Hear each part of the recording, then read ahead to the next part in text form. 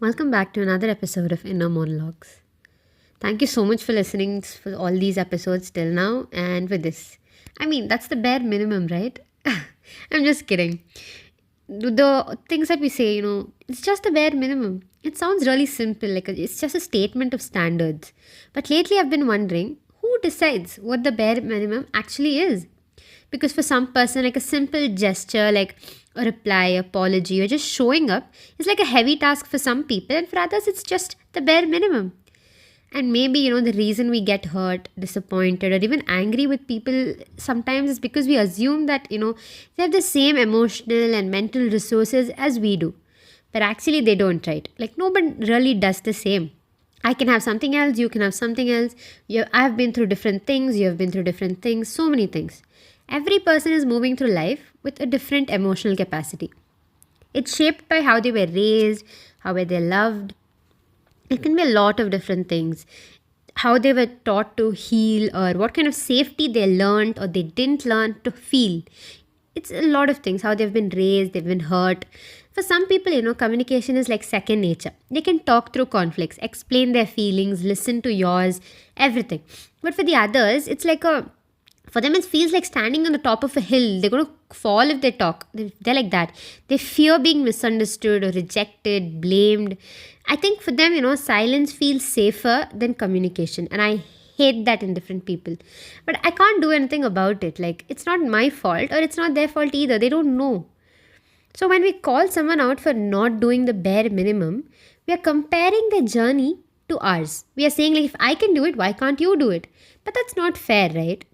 I've noticed this in myself too. I get really frustrated when people don't reciprocate the same energy I give. But then I also realize I don't do that the same for so many people. And they forget to check in with me, or they don't respond with warmth, when they just seem really distant from me, it's easy to label that as laziness or carelessness, whatever. But then, I have to think that maybe their energy is stretched out. Maybe they're showing up in the way that they know. That's the only thing they know. Like, this is how they do it always. We start to assume, that people come from the same place emotionally, but they don't. They grow up in different households where love was expressed through silence, maybe, or vulnerability was punished, or affection was conditional, or something like that. So when they care, it might not look soft or expressive. It might look practical, awkward, restrained, but it's still kind of care. Not not what we want. I agree with that. But it's their thing. We can't blame them for it. At the same time, we can't accept it either. It's a big problem. Like, some people grew up in nurturing spaces, where love was open, forgiveness came easy, communication was safe for them. But not everybody has been that way. Giving affection feels natural to them, but even they have limits. And when those limits are reached, they also shut down.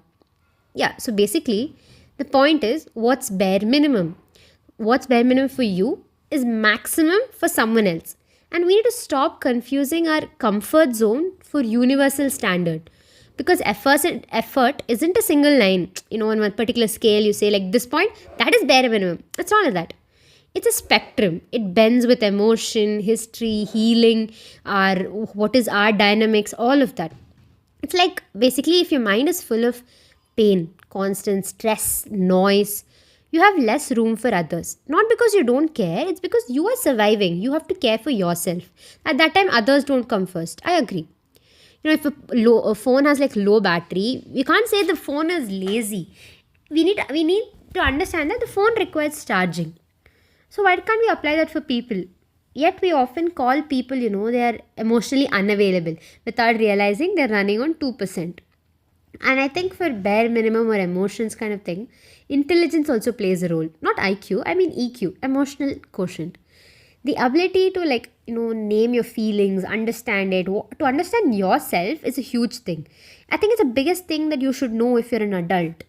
You should know how to respond instead of reacting. But not everyone has had the chance to build that muscle. But I guess that's a very important thing. You cannot say, like, I didn't know this is how I have to respond all your life. There's one way you have to learn it.